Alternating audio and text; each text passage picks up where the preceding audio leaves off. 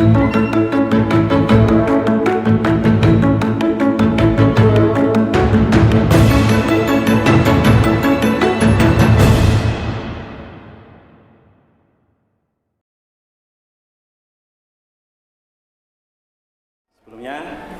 Assalamualaikum warahmatullahi wabarakatuh. Pertama, marilah kita panjatkan puji syukur kehadirat Allah Subhanahu wa Ta'ala yang telah melimpahkan nikmat, rahmat, taufik serta hidayahnya kepada kita sehingga kita bisa dipertemukan pada hari ini. Sholawat serta salam juga kita aturkan kepada junjungan kita Nabi Agung Muhammad SAW yang kita nantikan syafaatnya di yaumul qiyamah. Amin ya rabbal alamin. Pertama-tama yang terhormat Bu Rini dan Bapak Ibu guru yang kami hormati, hari ini saya mengundang Bapak Ibu guru untuk mengikuti pengimbasan terkait dengan budaya positif yang merupakan salah satu tugas saya sebagai guru penggerak, calon guru penggerak, di mana tugasnya itu salah satunya adalah bagaimana cara mengimbaskan budaya-budaya positif yang sudah kami pelajari, yang sudah kami susun, itu nanti bisa diterapkan di sekolah seperti itu. Nah, salah satunya dengan pembelajaran dengan coaching dengan rekan sejawat. Artinya coaching di sini pengimbasan melalui tatap muka maupun tatap maya. Sebenarnya ada dua pilihan. Yang pertama bisa tatap muka, yang kedua tatap maya, tetapi untuk saat ini sangat memungkinkan kita melaksanakan menggunakan tatap muka seperti ini sehingga bisa kita laksanakan sesuai dengan jadwal. Dan mohon maaf kepada Bu Rini, Bu Susi, kami mengganggu Bapak Ibu guru yang mengajar waktunya karena terkait dengan kegiatan-kegiatan ke depan itu kan ada supervisi akademik. Takutnya nanti saya mengganggu kegiatan supervisi akademik sehingga saya majukan saja untuk hari ini karena sudah mulai besok untuk supervisi akademiknya. Nah, untuk acara hari ini kita hanya diskusi ya Bapak Ibu, diskusi terkait dengan penerapan budaya positif di sekolah itu seperti apa begitu. Namun sebelum kita mulai, kami mohon Bu Rini memberikan sedikit pengantar terkait dengan kegiatan hari ini. Monggo Bu Rini.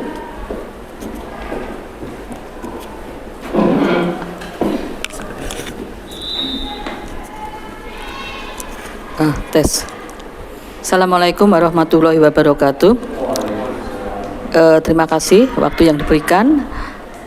Pada kesempatan ini, alhamdulillah kita bisa bertemu di ruangan ini dalam acara pengimbasan dari CGP 9 Pak Rizka.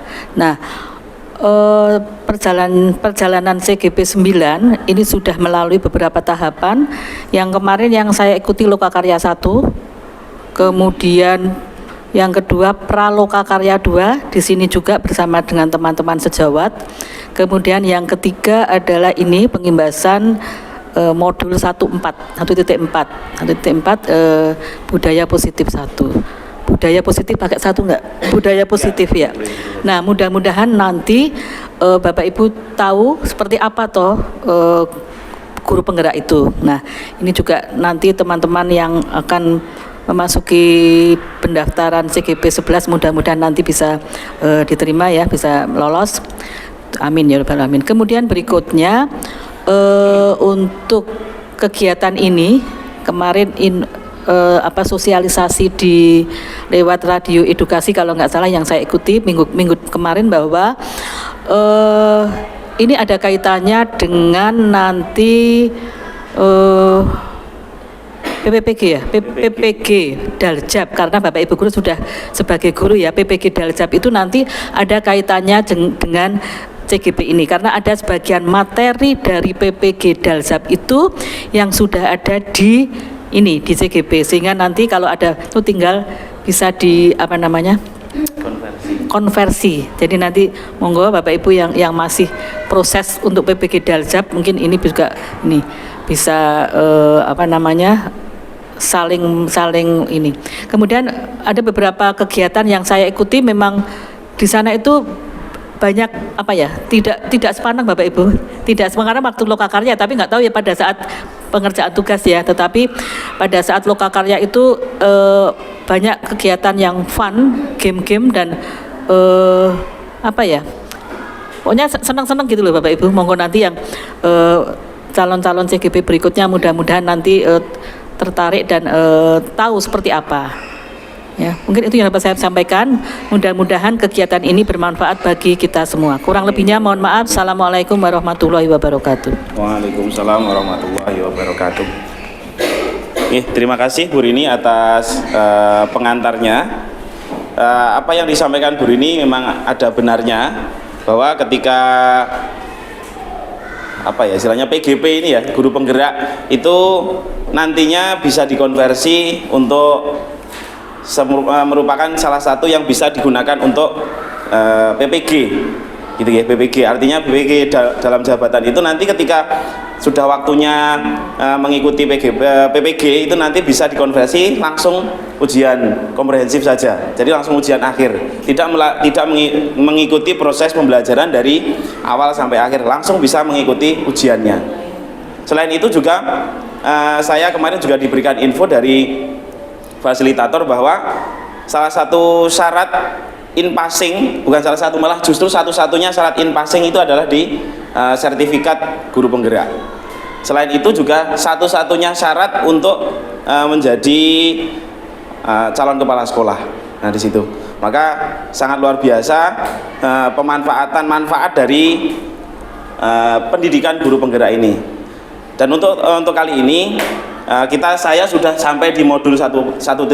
Modulnya itu ada 3, tapi di setiap modul itu ada 4 modul. Sebentar ya. Saya menambahkan Bapak Ibu, jadi untuk CGP itu Bapak Ibu istilahnya punya SIM dulu ya, punya SIM bahwa nanti mau dipakai atau tidak nanti baru kita ya. Karena salah satu SIM dari pengawas ataupun kepala sekolah itu adalah CGP ini. Nah, SIM itu nanti melihat apa informasi atau peluang yang ada jadi punya SIM dulu. Masalah nanti ada pertanyaan bahwa apakah dari kepala sekolah, belum tentu. Jadi kita punya SIM dulu, ada formasi mungkin bisa masuk bisa. Iya. Terima kasih Bu Rini. Betul apa yang disampaikan Bu Rini, ini merupakan istilahnya bukti bahwa kita itu nanti kalau misalnya mau dipakai atau tidak ya, hal ini memang harus kita lalui begitu. Terkait dengan pengimbasan hari ini Bapak Ibu, nanti kita hanya sebatas diskusi untuk hari ini, dan kebetulan di sini saya rekam, artinya saya rekam di sini karena tugasnya salah satunya itu harus direkam, kemudian diupload di YouTube, kemudian dilinkkan ke PMM atau yang tugas untuk aplikasi Merdeka Mengajar gitu. Jadi harus dilinkkan ke sana, sehingga tugas ini harus saya rekam, kemudian agar tidak istilahnya tidak lepas apa yang sudah kita pelajari hari ini. Kita mulai. Salam dan bahagia. Dari kegiatan hari ini, salam dan bahagia itu sering sekali kita sampaikan ketika kita mengikuti kegiatan guru penggerak, di mana yang namanya salam itu kan dua kata itu merupakan salah satu budaya positif yang harus disampaikan kepada anak-anak. Salam artinya memberikan salam kepada siswa-siswa, kepada orang lain, kepada antar siswa dengan guru, antar siswa dengan siswa, atau bahkan dengan masyarakat, sehingga kita menyampaikan kegiatan salam itu merupakan hal yang sangat penting dan itu bisa dijadikan sebuah budaya positif. Kemudian bahagia. Nah ini yang saya pelajari dari guru penggerak itu, bahagia itu kenapa kok bisa dimunculkan dalam kegiatan guru penggerak, karena kebahagiaan itu merupakan tujuan dari manusia. Manusia itu kan tujuan akhirnya itu ingin bahagia, entah itu melalui apapun, tapi yang jelas dia akan ke tahap yang berbahagia. Dalam arti di sini budaya-budaya yang kita lakukan, disiplin-disiplin yang kita lakukan, itu kita mengarah kepada kebahagiaan. Nah, tujuan akhir dari pendidikan khususnya di sekolah itu adalah untuk mencapai kebahagiaan dari seorang murid. Nah itu maka muncullah jargon yang selalu kita lakukan, kita sampaikan, yaitu adalah salam dan bahagia. Nah untuk kegiatan hari ini Bapak Ibu bisa dicermati, ada kegiatan memantik sambil kita mengikuti apa yang sudah saya tuliskan di depan. Salah satu dari Bapak Ibu guru coba kepalkan tangan, ya, kepalkan tangan. Dan bayangkan ada sesuatu yang sangat berharga di dalam kepalan tangan tersebut. Itu ya, kuncinya di situ ya, titik tekanannya di sesuatu yang sangat berharga di dalam kepalan itu. Kemudian ada orang lain yang ingin membuka dengan segala cara. Di dalam kepalan tangan itu ada hal yang sangat berharga, kemudian ada orang lain yang mau membukanya. Kemudian dengan segala cara, yaitu dengan cara memaksakah, dengan membujuk, menghardik, mengintimidasi, memarahi, menggoda, menggelitik, bahkan menawari uang agar bersedia untuk membuka kepalan tangannya. Nah, kira-kira nih Bapak Ibu, ketika membuka itu apa yang bisa Bapak Ibu lakukan ketika ada orang yang misalnya menawari orang uang untuk dibukakan? Kira-kira bersedia membuka atau tidak? Monggo Bapak Ibu. Di tangan itu ada hal yang sesuatu yang sangat berharga bagi Bapak Ibu. Tetapi ada orang yang ingin membuka kepalan tangan Bapak Ibu dengan segala cara, entah dengan apapun, bahkan sampai menawari dengan uang. Apa yang Bapak Ibu lakukan? Membukanya atau tidak? Jawabannya hanya itu sih. Tergantung. Pripun Pak Joko? Tergantung isi yang di dalam tangan. Oke, tergantung isi. Itu adalah hal yang sangat berharga, Pak. Coba. Menurut jenengan itu hal yang sangat berharga, entah apapun. Coba kira-kira hal yang bisa istilahnya jawabannya mau membuka atau tidak? Kalau itu mempengaruhi untuk kehidupan kita, tentu tidak akan kita buka. Satu, jawabannya tidak akan dibuka. Itu ada hal yang sangat berharga dari Pak Joko. Monggo yang lain. Ada yang mau bersedia untuk membukanya? Monggo. Pilihannya hanya dua, yaitu membuka atau tidak. Kalau saya tidak buka, kalau di dalam pegangan saya itu adalah suatu rahasia yang tidak boleh diketahui oleh siapapun. Jadi kalau misalnya masalah yang sangat secret sekali, privasi, ya tidak membuka. Berarti itu adalah yang sangat berharga buat Bu Rini, gitu. Ya, betul. Berarti intinya Bu Rini menutup untuk kepalan tangan itu tidak akan dibuka, walaupun dengan cara apapun, dengan segala cara tidak akan dibuka. Bisa jebakan. Bisa jebakan. Monggo Bapak Ibu. Pertanyaannya hanya ini. Apakah Ibu, Bapak membuka atau menutup kepalan tangannya? Tadi jawabannya ditutup kebanyakan. Tetapi ada juga yang bersedia untuk membuka. Saya yakin ada yang bersedia untuk membukanya. Berarti di sini bisa termasuk tidak berupa barang atau betul. Bisa kemampuan, bisa. Betul Pak. Artinya hal itu ini hanya ilustrasi. Kalau kita menutup berarti kita menutup diri untuk kemampuan diri kita sendiri. Maka tadi kata berharga ini kan masih sifatnya bisa umum. Iya, betul. Berharga di sini itu bisa kemampuan, bisa kemudian keterampilan, kompetensi yang kemudian diberikan pada orang lain. Betul. Tadi bahasa berharga ini kan betul Pak Joko, tergantung ini apa. Kalau berharga sifatnya itu kemampuan, kemudian keterampilan yang betul. diberikan kepada orang lain mungkin bisa kita buka.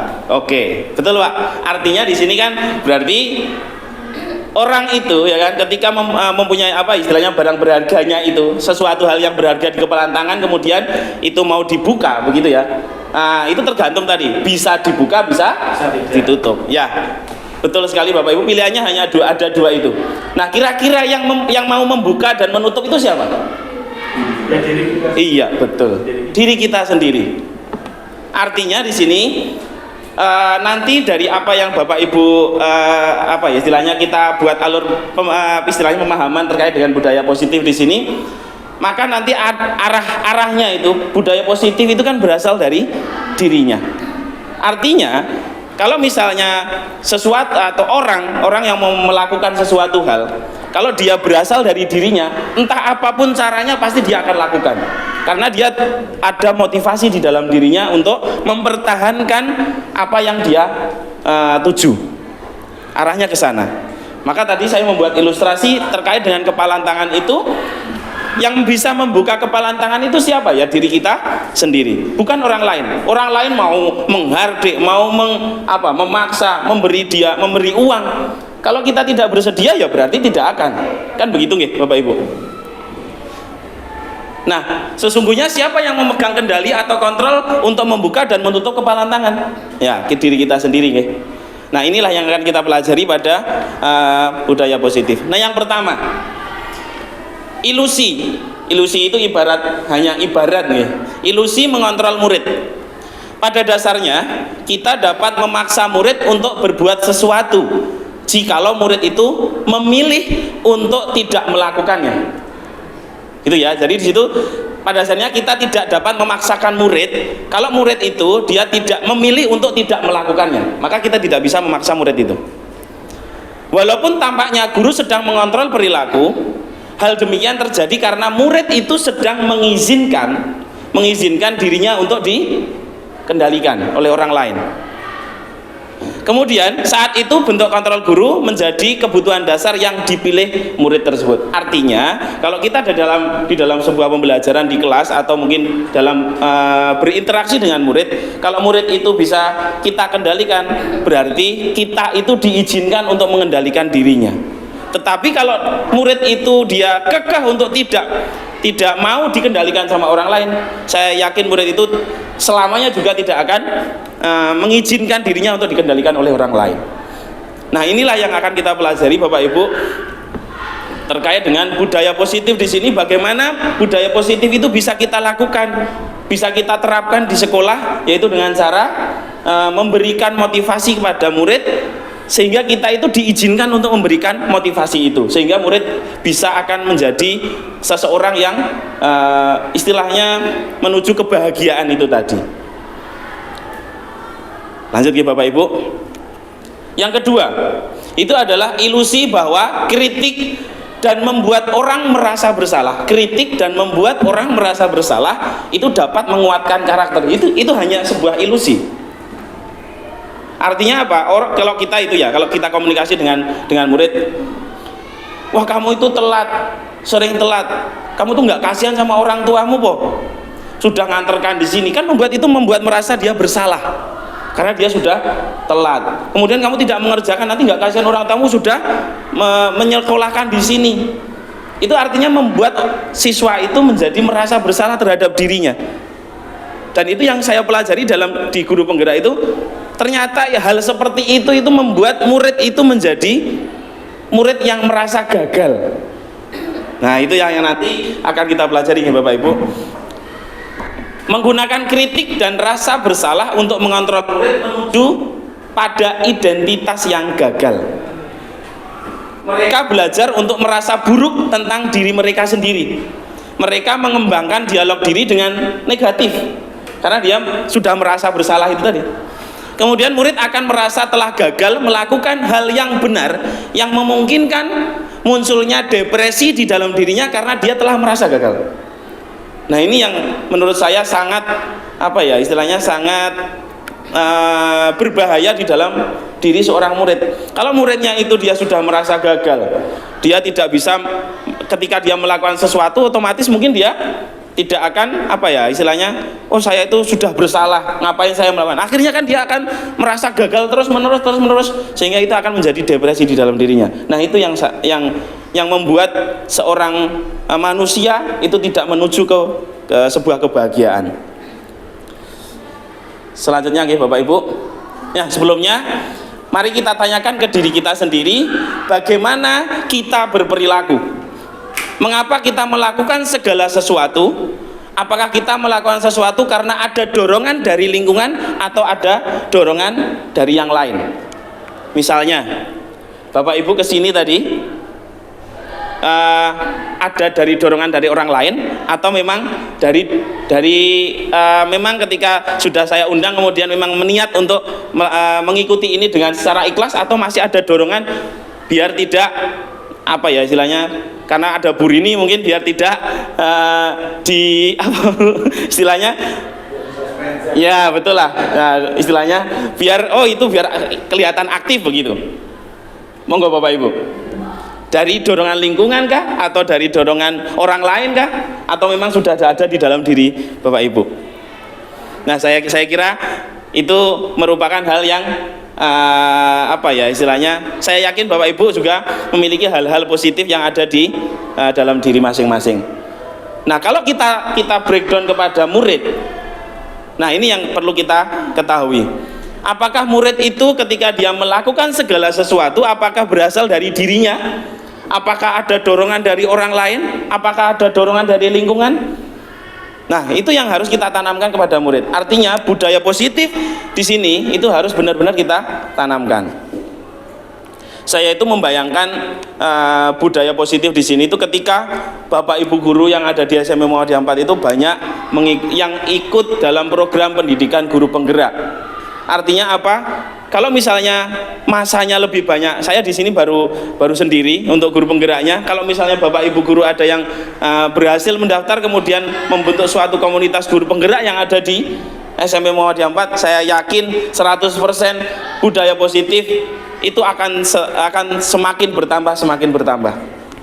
Itu apa ya istilahnya, bayangan saya di dalam diri saya. Berikutnya Bapak Ibu. Nah, terkait dengan budaya positif ini ada hal-hal yang melatar belakangi dari pengimbasan ini menurut saya. Yaitu yang pertama, suasana atau disiplin positif sangat mendukung terlaksananya proses pembelajaran yang kondusif. Jadi kalau disiplin positif itu otomatis pembelajarannya juga akan positif. Tujuan dari disiplin positif itu untuk menanamkan motivasi pada murid-murid kita, yaitu untuk menjadi orang yang mereka inginkan dan menghargai diri sendiri dengan nilai-nilai yang mereka percaya.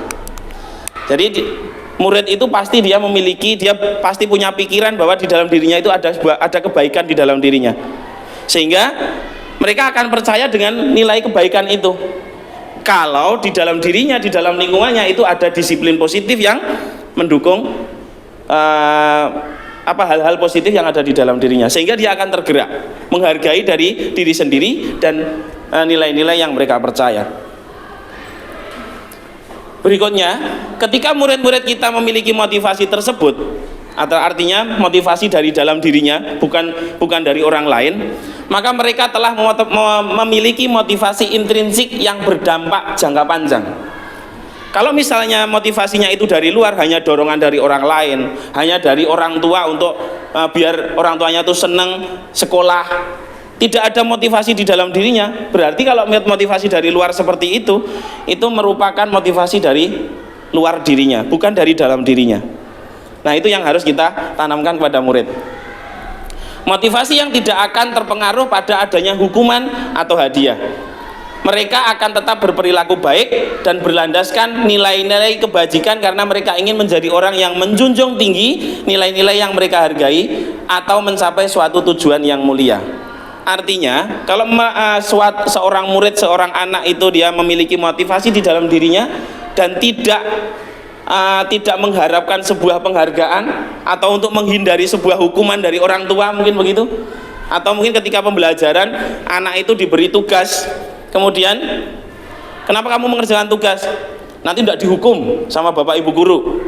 Nah, itu kan motivasi dari luar, itu bukan dari dalam dirinya. Maka kita harus benar-benar menanamkan motivasi intrinsik itu kepada murid. Nah, itu nanti yang akan kita pelajari, bagaimana cara menanamkan motivasi di dalam diri murid. Nah, ini Bapak Ibu, bagaimana, ini adalah inti dari kegiatan hari ini, yaitu bagaimana cara menerapkan disiplin positif khususnya di sekolah atau mungkin bahkan di dalam kelas dan di dalam sebuah proses pembelajaran. Ini yang pertama Bapak Ibu, setiap manusia itu memiliki kebutuhan dasar. Hanya ada 5 kebutuhan dasarnya. Yang pertama, yang paling utama itu adalah kebutuhan untuk bertahan hidup. Pasti dia akan makan, ya, minum, kemudian punya tempat tinggal. Nah, itu adalah salah satu kebutuhan dari seorang manusia. Anak pun juga sama. Kita breakdown kepada seorang murid atau anak begitu. maka anak pun juga memiliki kebutuhan itu. Yang pertama adalah bertahan hidup. Ketika dia bisa bertahan hidup terhadap dirinya, maka dia ada kebutuhan yang lain. Yang pertama ada kasih sayang dan rasa diterima. Bapak Ibu yang ada di sini, kemudian ketika di rumah, kemudian atau anak-anak yang ada di sekolah ini, ketika dia merasa mendapatkan kebutuhan yang dia cari, yaitu rasa diterima dan merasakan kasih sayang di tempat yang dia belajar, tempat kita bekerja, maka hal itu akan didapatkan, sehingga motivasi di dalam dirinya akan semakin tumbuh. Itu yang kedua. Yang ketiga, kesenangan. Artinya ketika kita melakukan proses pembelajaran, itu akan membuat dia senang. Karena kan kodratnya seorang manusia, kodratnya ini tidak hanya anak nih Bapak Ibu, kodratnya seorang manusia itu adalah bermain Bapak Ibu. Contohnya aja kemarin kita sudah melakukan Baitul Arqam, kemudian kita ice breaking itu, kemudian kita outbound. Seneng nggak Bapak Ibu kira-kira? Iya. Artinya apa? Kodrat kita, kodrat seorang manusia itu adalah bermain. Apalagi seorang anak. Anak itu kan anak level SMP itu kan masih kita sebut dengan anak juga. Artinya di situ level mereka juga masih bermain.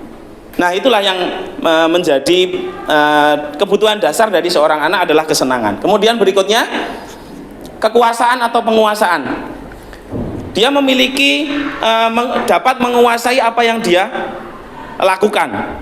Misalnya dia bisa mengikuti proses pembelajaran dengan baik, kemudian memiliki istilahnya dia bisa mengerjakan soal. Nah, itu dia akan menguasai materinya. Nah, hal-hal itu merupakan kebutuhan di dalam dirinya. Saya yakin anak itu ketika diberi soal, nggak mungkin dia tidak akan mencari jawabannya. Saya yakin pasti akan mencari, walaupun dengan cara yang sangat banyak, entah itu searching Google kah, atau mungkin tanya sama temennya kah. Artinya apa? Di situ dia akan menguasai apa yang dia lakukan. Nah, itu adalah sebuah kebutuhan. Kemudian yang terakhir adalah sebuah kebebasan. Kebebasan di sini itu adalah kebebasan untuk melakukan hal-hal yang menurut dia itu baik. Menurut dia loh ya, bukan untuk menurut dari orang lain. Menurut hal itu baik dan bisa dilakukan, maka dia memiliki dia membutuhkan untuk kebebasan untuk melakukan hal itu. Misalnya dia ketika pembelajaran dia haus, kemudian dia ingin minum, tetapi di dalam situ masih ada misalnya pada waktu itu ulangan. Nah, saat itu dia itu membutuhkan kebebasan untuk dia mengambil air minum. Nah, hal itu merupakan kebutuhan dasar dari seorang manusia. Nah, maka dari kelima kebutuhan dasar ini, itu kita breakdown bagaimana cara memenuhi kebutuhan ini yang ada di dalam proses pembelajaran, sehingga bisa diterapkan budaya-budaya positif untuk menuju ke arah kebutuhan dasar manusia. Kadang itu kalau murid itu kan dia membohongi, misalnya mau minum itu tadi ya, kadang Bu saya mau ke kamar mandi, nah tiba-tiba melayu lari ke kantin. Nah, itu kan dia akan memenuhi kebutuhan dirinya, kebutuhan dasarnya untuk melakukan sebuah kebebasan. Nah, kalau dia diberikan budaya-budaya positif, disiplin positif, maka hal itu mungkin akan bisa kita reda. Itu hanya hal kecil saja. Saya yakin hal-hal besar itu juga bisa kita lakukan. Nah, Bapak Ibu, terkait dengan bagaimana cara menerapkan budaya positif, yang pertama itu adalah keyakinan kelas. Keyakinan kelas itu bagaimana sih? Mungkin Bapak Ibu ada yang menyebutkan? Nggih, Bu. Kalau misalnya keyakinan kelas itu, kalau mungkin Bapak Ibu guru menyebutkan sebuah peraturan nih. Misalnya keyakinan harus mengerjakan tugas atau harus datang tepat waktu. Kalau itu sebuah peraturan, itu belum berarti sebuah keyakinan. Tapi kalau sudah keyakinan, berarti itu di dalamnya ada sebuah peraturan. Yang saya maksud bagaimana? Seseorang akan lebih tergerak dan bersemangat untuk menjalankan keyakinannya daripada hanya sekedar mengikuti serangkaian peraturan tertulis tanpa makna. Saya berikan contoh Bapak Ibu. Keyakinan kelas itu bukan peraturan kelas. Contohnya nih, mengapa kita memiliki peraturan tentang penggunaan helm saat mengendarai kendaraan roda 2 atau motor? Jawaban Bapak Ibu apa kira-kira? Biar apa? Selamat. Betul nggak? Tapi Bapak Ibu pernah nggak naik motor nggak pakai helm? Pernah. Berarti Bapak Ibu belum memiliki keyakinan di dalam diri kita. Kita belum yakin bahwa kita itu pakai helm itu untuk keselamatan, bukan, tapi ya untuk mematuhi sebuah peraturan. Betul nggak? Iya. Nah ini yang harus kita paradigma seperti ini harus kita ubah Bapak Ibu. Nah ini saya pun juga merasa sangat berdosa ketika mengikuti proses pembelajaran guru penggerak, karena di dalam dirinya itu di dalam materinya itu benar-benar membuat saya terpukul kiri kanan depan belakang. Apa yang saya lakukan itu masih jauh dari sebuah kesempurnaan terkait dengan bagaimana kita mengarah untuk sebuah kebahagiaan. Nah salah satunya itu tadi kita contohkan bahwa sebuah keyakinan itu bagaimana sih, maka beda dengan sebuah peraturan. Contohnya ini tadi pakai helm. Saya yakin saya pun juga pernah tidak pakai helm, apalagi di lingkungan rumah, cuman pergi ke warung begitu, jaraknya paling 1 kilo, padahal 1 kilo itu bukan jaminan kita untuk selamat kan, walaupun di situ hanya jalan kampung kecil begitu. Nah itu bukan kita itu belum memiliki sebuah keyakinan di dalam diri kita. Mengapa kita memiliki peraturan tentang penggunaan masker dan mencuci tangan setiap saat? Jawaban Bapak Ibu untuk apa kira-kira? Kesehatan. Ya, kesehatan. Kadang kita juga istilahnya kadang tidak cuci tangan, makan aja langsung begitu. Nah, berarti kita juga belum melakukan sebuah keyakinan di dalam diri kita.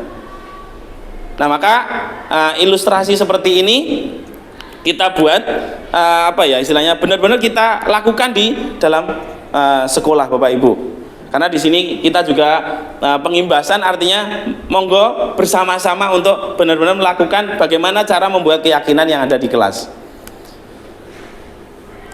Itu yang pertama. Kemudian ini nilai-nilai keselamatan tadi atau kesehatan inilah yang disebut dengan suatu keyakinan, yaitu nilai-nilai kebajikan universal yang disepakati secara tersirat atau tersurat lepas dari latar belakang baik dari suku, negara, bahasa maupun agama. Ini dari teori yang saya pelajari seperti itu.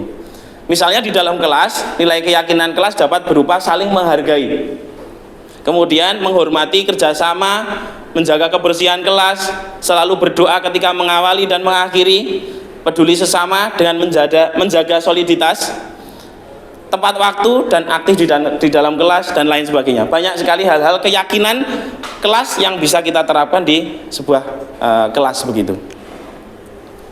Apalagi ini keyakinan seperti ini bisa diterapkan di dalam sekolah, lingkup yang lebih besar.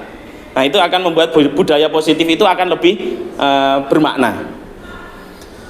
Yang berikutnya itu adalah 5 posisi kontrol dari seorang guru. Bagaimana 5 posisi kontrol itu bisa kita ketahui? Contohnya begini Bapak Ibu. Nah ini 5 posisi kontrol dari seorang guru itu ada 5. Yang pertama penghukum, kemudian ada pembuat merasa bersalah, teman, pemantau, dan seorang manajer. Kira-kira dari Bapak Ibu ini yang paling baik itu yang mana? Sambil kita cermati.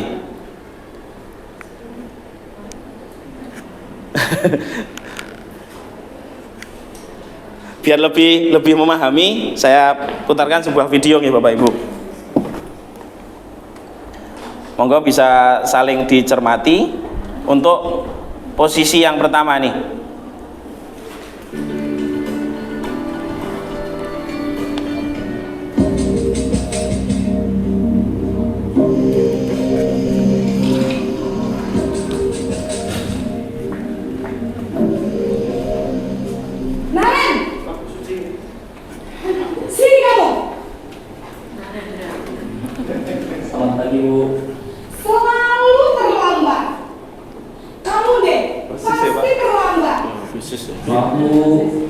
Saya. Apa coba? Alasan kamu apa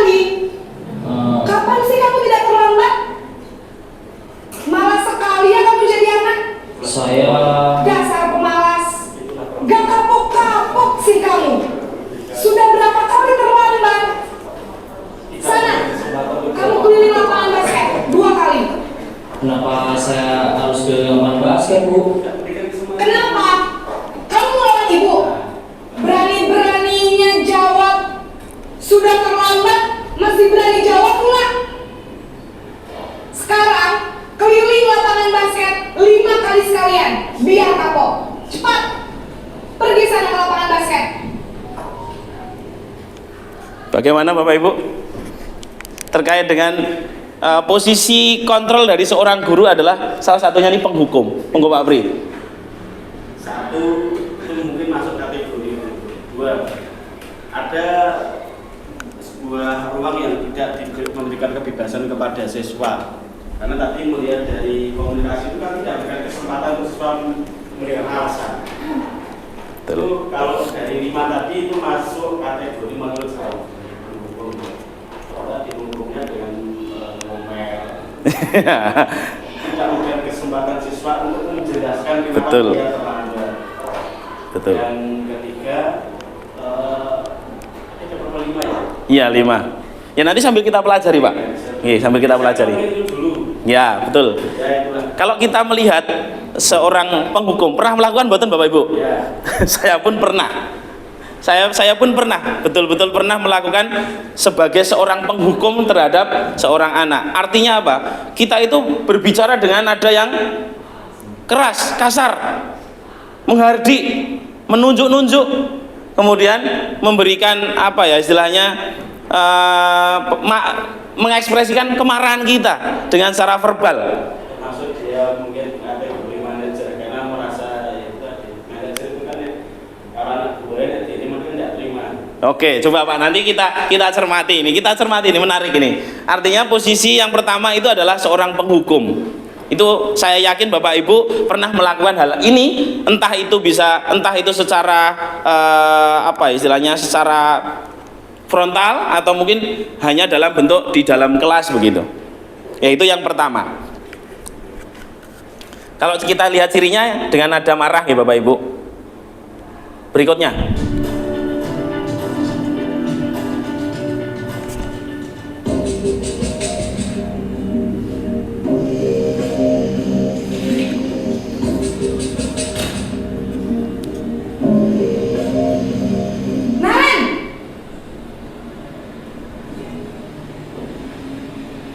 Selamat pagi Bu. Naren, kamu kenapa terlambat lagi, nak? Ya Tuhan, Naren, kamu senang ya bikin ibu susah ya? Kalau kamu terlambat lagi, nanti ibu yang ditegur bapak kepala sekolah, nak. Disangka ibu tidak bisa membina kamu. Duh, gimana ini? Maaf Bu. Duh Gusti Naren, kamu suka ya kalau ibu ditegur bapak kepala sekolah? Terus, sekarang ibu harus tulis apa ini di buku absen? Ini kamu sudah sering terlambat loh. Ibu harus apa coba? Maaf Bu. Maaf sekali. Ya sudah, lain kali jangan bikin ibu susah lagi ya nak ya. Ibu tidak akan kuat lagi kalau kamu begini terus. Bisa jantungan kalau ibu ditegur bapak kepala sekolah. Sana cepat ke kelas. Maaf ya Bu. Maaf sekali. Bapak Ibu. Bedanya dengan yang tadi mungkin Pak, monggo.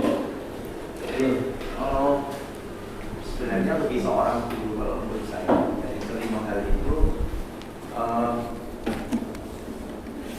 dari kelima hal itu memang harus apa ada. Karena memang guru itu harus bisa membuat anak merasa bersalah. Kedua harus bisa menghukum. Hukum itu kan bukan sesuatu yang salah. Tapi dalam hal ini yang menurut saya yang saya tangkap adalah sebenarnya dari seorang guru yang paling penting itu adalah metode cara. Bagaimana cara seorang guru membuat siswa merasa bersalah itu juga harus penting. Bagaimana seorang guru harus bisa menghukum siswa itu juga penting. Terus apa tadi yang lain itu juga penting dilakukan oleh seorang guru. Tapi di sini yang harus digarisbawahi adalah caranya. Betul Pak. Ya, terima kasih Pak Wasul. Ada perbedaan guys antara penghukum sama membuat merasa bersalah? tadi nadanya bagaimana? Sudah lebih rendah. Ya, tadi yang disampaikan Pak Wasul memang harus ada mungkin penghukum atau mungkin ada merasa bersalah. Tapi nanti ada bagian di bagian akhir, coba nanti kita bandingkan sampai di bagian kelima. Karena di posisi kontrol ini benar-benar membuat seorang guru itu bagaimana cara menghadapi seorang anak. Menerapkan budaya positif terhadap anak itu bagaimana? Kalau kita melihat dari merasa bersalah, anak itu kan merasa benar-benar bersalah sehingga sampai minta maaf ya Bu, maaf sekali. Artinya dia itu identitasnya gagal. Dia sangat merasakan bersalah terhadap apa yang sudah dia lakukan, mengecewakan orang lain, mengecewakan bapak ibu guru, mengecewakan orang tua. Nah itu yang nanti arahnya ke terus menerus hal itu misalnya terjadi di dalam dirinya, dia akan menjadi seorang yang depresi itu tadi. Lanjut ke bapak ibu berikutnya. Untuk yang ini posisi teman.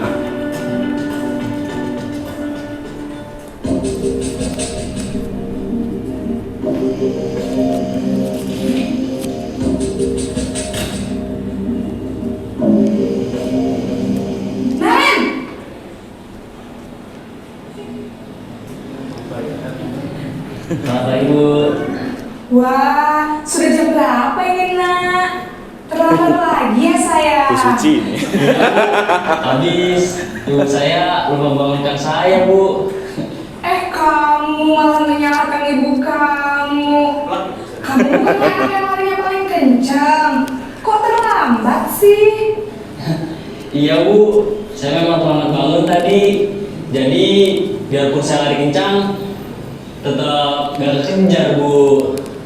Ya sudah sana, nanti lain kali larinya lebih kencang lagi ya, biar gak terlambat lagi. Bikin seneng ibu, demi ibu, bisa kan?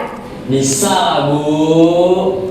Ya sudah sana masuk kelas, ibu beresin urusan absen kamu.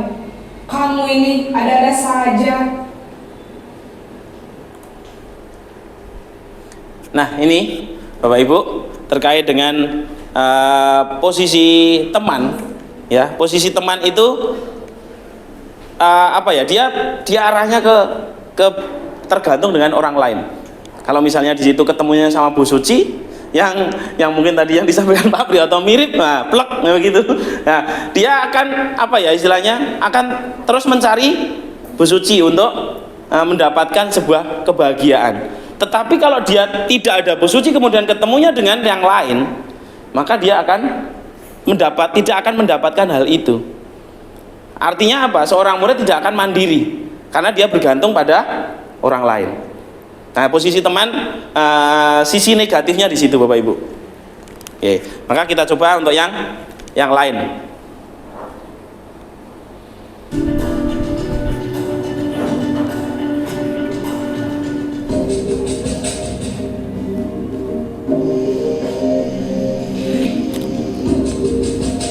Mohon maaf, salah satunya pemantau dulu.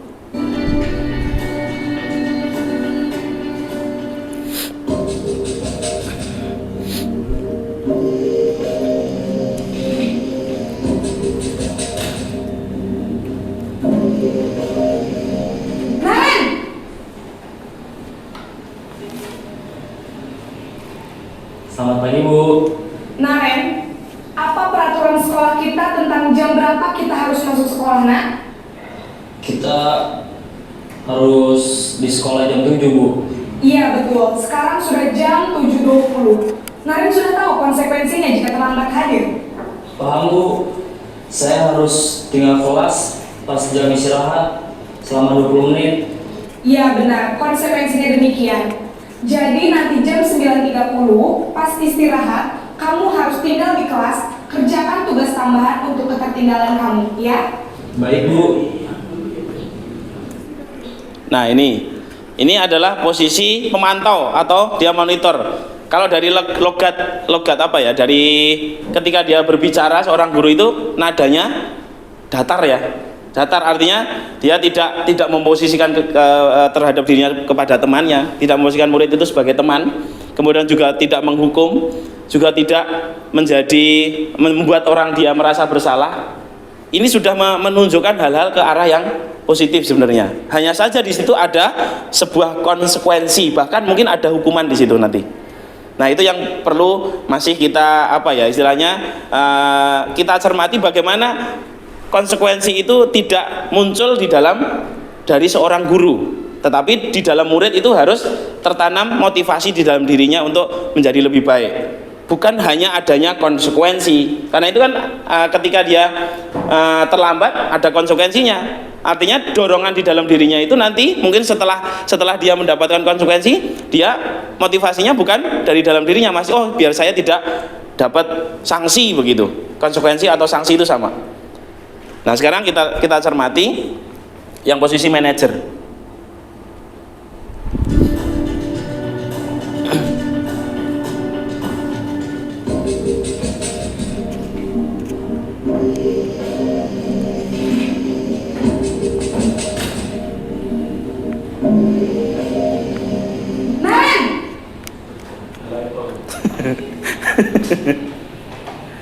Selamat pagi, Bu. Selamat pagi. Bisa dicermati nggak Bapak Ibu? Maaf, Bu, saya terlambat. Iya, sekolah masuknya jam 7, sekarang sudah jam 7.20. Jadi sekarang bagaimana ini, Naren?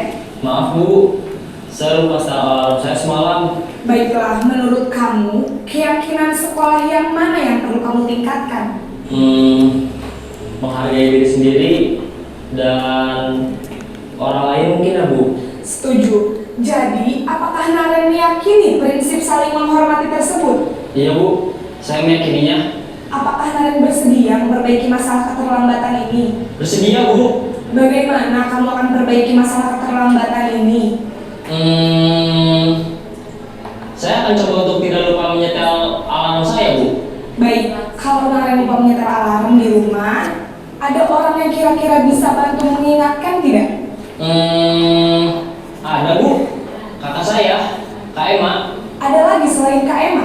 Selain Kak Emma, ada ibu saya. Baik, jadi yang mengingatkan Naren adalah Kak Emma dan ibu kamu ya? Kira-kira akan mulai start alarm kapan nih, Naren? Setelah pulang sekolah, akan segera saya lakukan.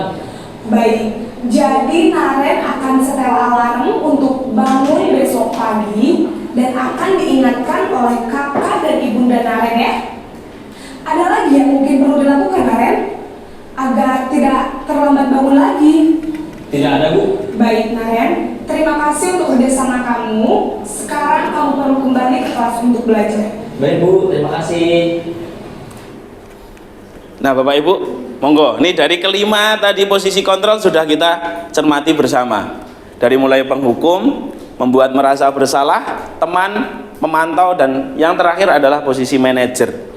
Kalau kita hubungkan dengan istilahnya motivasi di dalam dirinya, kira-kira yang memberikan motivasi dari dalam diri seorang murid itu yang bagian mana, nggih? Manajer, nggih. Jelas. Artinya kita sebagai seorang guru benar-benar bagaimana cara kita untuk menjadi seorang manajer. Mungkin yang disampaikan Pak Wasul, kita sama Pak Apri tadi, bagaimana cara kita mencari alasannya. Kita nggak tanya dulu alasannya seperti apa. Nah, itu adalah ada di posisi seorang manajer. Artinya posisi manajer di sini membuat anak itu memberikan istilah ketika dia mendapatkan masalah di dalam dirinya itu dia termotivasi untuk menyelesaikan dengan cara dirinya sendiri. Nah, seperti itulah yang harus kita tanamkan kepada seorang murid. Bahkan di dalam kelas itu tadi, sebuah keyakinan kelas itu penting di dalam sebuah kelas atau bahkan di dalam sekolah. Tadi keyakinan yang ada di sekolah adalah datang tepat waktu. Gitu nggih, monggo. Sering, Pak. Ya. Nah, ini saya itu dulu ketika sekolah sering terlambat. Ya, betul. Jadi Nggih. terlambat saya banget. Alasan saya dulu karena rumahnya jauh. Nggih. Bis bisa apa nih katanya. Nggih. Nah, dulu ceritanya begini, ada cerita unik. Saya itu terlambat, tapi sebenarnya terlambat saya belum lama. Jadi bel itu saya sudah ada dalam kompleks sekolah, tetapi saya belum sampai di depan kelas. Nah, ketika saya mau jalan di depan kelas itu, benar kelasnya di pojok gitu ya, bentuknya kotak. Guru BK-nya itu datang di belakang. Iya. Dia juga terlambat. Kita sama-sama terlambat. dia juga terlambat. Nah, dia manggil saya, persis kayak gitu. Saya mengingat-ingat dia. Oh, Mas ini, gitu. Ampun, saya terlambat gitu. Ya saya agak gimana ya gitu. Tapi kemudian saya berpikir bahwa, loh, namanya bukan kan juga terlambat gitu bagi saya gitu. Nah, artinya saya hanya mencoba untuk memahami apa yang di dalam anak pikirkan ya, alam pikirannya anak itu. Betul. Saat anak itu ditegur itu di dalam pikirannya itu bergejolak sebenarnya. Iya. Sehingga tadi kecerdasan seorang guru untuk mengolah itu penting. Betul. Penting. Tapi di dalam beberapa kondisi saya kira memang kita bisa aja kita menjadi seorang penghukum, bisa aja kita menjadi orang yang membuat merasa bersalah. Itu tergantung tempatnya. Iya. Tapi kalau dalam konteks ini memang yang manajer tadi sangat tepat ya Pak. Lebih bijak. Iya, betul. Nanti hal-hal seperti ini mungkin perlu kita pahami, kita sadari. Iya. Nah, kemudian saya menggarisbawahi tadi masalah kenapa menggunakan kata keyakinan Iya. di depan tadi. Iya. Nah, ini kan maknanya sangat dalam. Betul. Keyakinan itu kan tidak hanya sekedar kesadaran, tidak Ya. sekedar pemahaman, tapi lebih dalam dari itu. Nah, ini mungkin harus kita betul-betul kita resapi. Betul Pak Wasul. Nggih, terima kasih. Apa yang disampaikan Pak Wasul, bagaimana Bapak Ibu? Sepakat? Nggih, pripun Pak Pri? Ya poinnya itu kan sebetulnya kadang kan tidak semua siswa ketika kita tegur itu menerima ya itu semua kan faktor juga apa ya barangkali mereka memberontak itu kan ada kala yang tadi Pak Wasul wong gurune yo telat kok misalkan ini bagian sebetulnya yang saya lihat anak-anak gitu. Jadi faktor keteladanan ini yang menjadi kunci saya kira. Betul. Terus kemudian saya juga sepakat Pak Wasul tadi bahwa ada 5 itu dalam diri guru mungkin bukan harus ada, tapi itu bagian yang mungkin tidak bisa kemudian kita hilangkan. Karena tugas guru kan kita tidak kemudian mengajarkan tentang materi saja, tetapi bahwa yang lebih penting di sini adalah ya pendidikan, kemudian mengajar, memberikan pembinaan atau mungkin yang baru. Ya memang karena zaman dulu Rasulullah juga sama. Bahkan kalau kita melihat di dunia militer, kalau berbicara secara keras lebih keras lagi, tapi secara minimal ternyata malah lebih jadi. Ya, tapi saya sepakat ke Pak Wasul mungkin tadi yang kita hadapi itu anak zaman tahun 80-90 dan sekarang itu mungkin berbeda. Ya mungkin cara metode yang kita lakukan. Oke, terima kasih Pak Bri. Pada intinya Bapak Ibu tadi kalau dari saya segi mempelajari dari segi teori saja terkait dengan posisi kontrol dari seorang guru tadi untuk mengarah ke seorang manajer itu benar yang disampaikan Pak Wasul. Memang seorang guru itu harus melalui itu, mulai dari menghukum, kemudian membuat merasa bersalah, menjadi teman, kemudian pemantau atau dia memonitor begitu, sama yang terakhir itu untuk menjadi seorang manajer pasti melewati 5 kontrol sebelumnya, 4 kontrol sebelumnya. Nah hal ini dari tujuan pengimbasan ini salah satunya adalah bagaimana menerapkan posisi 5 kontrol guru ini untuk mengarah menjadi seorang manajer dari warga sekolah, terutama Bapak Ibu guru dulu, intinya begitu. Dan itu nanti ketika bisa terlaksana secara apa ya istilahnya menyeluruh, kemudian tadi yang disampaikan Pak Wasul, sebuah keyakinan kelas bahkan keyakinan sekolah begitu, itu nanti akan membuat budaya-budaya yang ada di sekolah itu menjadi lebih positif lagi. Yang sekarang sudah positif akan menjadi meningkat lagi, bahkan hal-hal yang negatif bahkan bisa hilang begitu. Nah ini yang saya bayangkan kenapa tadi di awal itu kalau misalnya dari Bapak Ibu guru yang ada di sini yang mengikuti yang sudah masuk di dalam kriteria guru penggerak, kemudian mengikuti semuanya, ada guru penggerak yang lebih banyak di sini, saya yakin 100% budaya-budaya seperti ini akan mudah kita lakukan. Karena kenapa pakai kata keyakinan? Tadi yang sebuah keyakinan itu apa yang diyakini di dalam dirinya, Pak. Artinya membuat di dalam dirinya itu tadi motivasi di dalam dirinya, kesadaran di dalam dirinya, yakin bahwa hal itu baik. Nah itu yang saya pahami terkait dengan sebuah keyakinan itu. Jadi kalau misalnya menghargai orang lain itu baik, berarti itu dia yakin bahwa dia itu bisa menghargai orang lain. Itu adalah sebuah keyakinan. Yakin itu ada unsur kemudian ingin melaksanakan. Ya, Kalau yang betul. sadar itu beda. Jadi yakin itu lebih mendalam. Betul, Pak. Ya, maka saya pun di sini juga monggo Bapak Ibu yang sudah sudah siap untuk istilahnya sudah masuk kategori mengikuti guru penggerak, monggo. Karena jujur untuk kegiatan guru penggerak ini di dalam guru penggerak saya itu didoktrin, betul-betul kayak didoktrin untuk bagaimana membahagiakan seorang murid. Hanya itu tujuannya ke arah sana, gitu.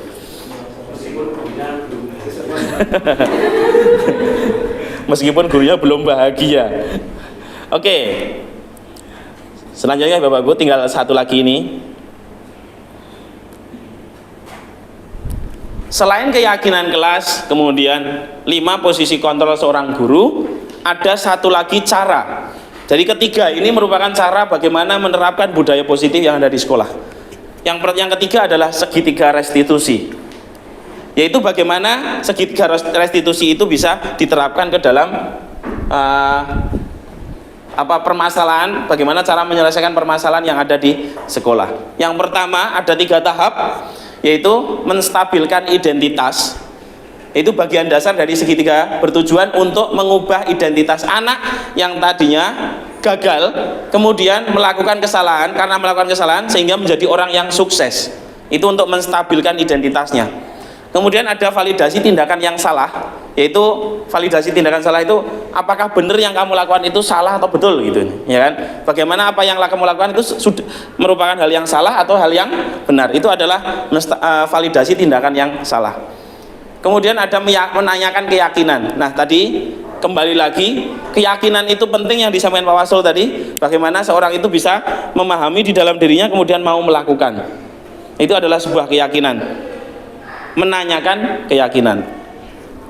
Ya Bapak Ibu, kini saya berikan sebuah video lagi terkait dengan bagaimana menyelesaikan sebuah permasalahan. Berada dalam posisi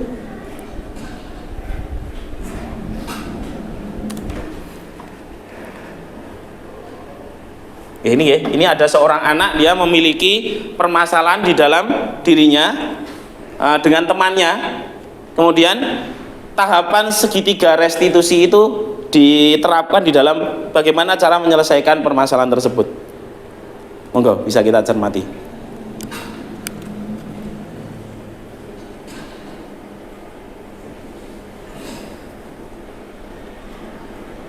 Siang Sarah. Siang Pak. Sudah lama nggak ketemu Sarah? Kenapa hari ini ada di sini? Kesel Pak, kesel banget. Masa aku dikatain tukang fitnah Pak? Ya aku marah lah. Aku gak dikatain Eka di depan kelas. Kesel banget. Oh begitu. Ya pasti kamu marah dan kesal. Bapak juga akan marah apabila ada yang menuduh Bapak seperti itu. Kemudian pada saat itu kamu mau melakukan apa? Ya saya langsung ngatain Eka lah Pak. Kesel banget. Saya bentak-bentak dia depan teman-teman lain. Oh begitu. Pasti kamu melakukan seperti itu karena suatu alasan tertentu kan? Iyalah, masa saya diam saja Pak? Ya saya bela diri lah. Masa saya dituduh tukang fitnah? Ya wajar lah. Mempertahankan harga diri itu sesuatu yang penting buat kamu. Untung kamu tidak bertindak lebih gegabah lagi, hanya membentak-bentak. Iya Pak. Untung saya masih bersabar dan hanya membentak saja. Sudah gemes padahal. Saya pasti bela diri lah. Ya pasti ya. Tapi kamu memilih untuk tetap bertahan dan bersabar. Kamu memilih untuk tidak berbuat lebih parah lagi, bukan? Iya. Nah, sekarang coba kita lihat lagi tindakan kamu yang bentak-bentak Eka di kelas. Tindakan kamu itu kira-kira sesuai dengan keyakinan kelas atau prinsip kamu tidak? Enggak lah Pak. Capek Pak jadi pemarah. Jadi keyakinan atau prinsip mana yang kurang sesuai dengan keinginan kamu? Ya, saya sebenarnya sangat menghargai orang lain. Mungkin saat itu saya menjadi emosi, jadi tidak menunjukkan sikap itu. Kamu meyakini tidak menghargai orang lain itu penting buat kamu? Yakin lah Pak. Iya, setuju. Kita harus saling menghargai. Namun, ada juga keyakinan yang kita sepakati yang perlu kita jalankan apabila kita sedang marah, bukan? Ya, saya bisa lebih proaktif, mulai dengan diri sendiri. Saya bisa jadi lebih bersabar, mengambil waktu jeda untuk berpikir mau apa selanjutnya. Kira-kira kamu bersedia memperbaiki masalah ini tidak? Bersedia Pak. Kalau kamu memperbaiki masalah ini, kamu akan menjadi orang seperti apa? Saya akan menjadi orang yang bertanggung jawab kali ya Pak. Dan senantiasa proaktif. Iya, menurut kamu bagaimana rasanya menjadi orang seperti itu? Ya nyaman lah, bangga bisa bersabar dan menghargai. Baiklah kalau begitu. Yuk kita pikirkan bagaimana memperbaiki masalah ini. Oke, Bapak Ibu, ini adalah tahapan bagaimana menyelesaikan sebuah permasalahan yang dihadapi seorang anak di sekolah. Ada 3 tahapan segitiga restitusi istilahnya. Yang pertama tadi adalah menstabilkan identitas. Artinya seseorang itu akan mempertahankan harga dirinya tadi, nggih. Pasti akan marah ketika harga dirinya itu dinodai, intinya begitu. Kemudian selanjutnya juga ada tahap yang ketiga adalah yang kedua adalah validasi tindakan yang salah. Ketika dia merasa membela dirinya, kemudian membentak-bentak temannya, nah itu kan kita memberikan validasi bagaimana apakah yang dia lakukan itu salah atau betul. Nah begitu. Nah itu adalah langkah keduanya. Langkah ketiganya menanyakan dia, dihubungkan dengan keyakinan di dalam dirinya. Kalau dia yakin bisa menghargai orang lain, kenapa enggak? Nah maka bagaimana cara menghargai orang lain? Maka dia akan memberikan solusi terhadap dirinya. Posisi manajer yang ada di dalam seorang guru sangat penting ketika melakukan sebuah segitiga restitusi. Maka saya yakin dengan adanya keyakinan kelas, kemudian ada posisi kontrol dari seorang guru tadi sampai mengarah ke manajer, kemudian melaksanakan sebuah segitiga restitusi di sini, maka saya yakin budaya positif yang ada di sekolah, bahkan disiplin positif itu akan tertanam di dalam diri anak. Karena istilahnya saya tuh kadang mencermati istilah disiplin itu arahnya ke arah negatif. Kadang yang namanya disiplin itu nanti kalau nggak melaksanakan kedisiplinan maka dihukum, arahnya kan dihukum, padahal itu kan bukan aslinya. Maka membuat paradigma untuk menjadi lebih positif itu yang penting, sehingga penerapan keyakinan kelas, kemudian posisi kontrol dari seorang guru, kemudian juga ada segitiga restitusi, maka itu penting kita lakukan di dalam sebuah proses pembelajaran yang ada di kelas. Nih Bapak Ibu, kita sudah sampai di bagian akhir terkait dengan pengimbasan ini. Kira-kira ada yang mau didiskusikan terkait dengan sebuah bagaimana cara menerapkan budaya positif di sekolah? Sampun nggih, saya kira hal ini sangat mudah dipahami. Kemudian mari bersama-sama kita melakukan hal-hal ini, hal-hal positif, sehingga budaya-budaya positif yang ada di SMP Muhammadiyah 4 itu bisa terlaksana dengan sebaik-baiknya. Amin ya rabbal alamin, sehingga nanti menjadi menuju murid-murid yang bahagia itu tadi. Gitu nggih Bapak Ibu. Nah, sebelum kita akhiri, saya mengucapkan banyak terima kasih atas atas partisipasinya, atas dukungannya, baik dari waktu sama pikiran Bapak Ibu. Monggo kita bersama-sama untuk melakukan hal-hal ini demi membahagiakan seorang anak. Kalau saya mengutip dari seorang Ki Hajar Dewantoro yang merupakan bapak pendidikan, seorang guru itu dalam melakukan proses pembelajaran harus berhamba kepada anak. Istilah berhamba di sini bukan berarti kita harus tunduk kepada anak, enggak, tetapi kita proses menghamba itu harus melalui beberapa hal. Yang pertama dari menuntun, karena harus membimbing anak untuk menjadi lebih baik, menuju ke sebuah kebahagiaan. Oke, itu mungkin Bapak Ibu. Terima kasih sebelumnya terkait dengan hal ini. Saya mohon maaf bila ada hal-hal yang mungkin kurang berkenan, kemudian mengganggu waktu mengajar juga. Untuk itu mari kita akhiri bersama-sama dengan baca hamdalah. Alhamdulillahirabbil alamin. Terima kasih. Saya akhiri. Wassalamualaikum warahmatullahi wabarakatuh.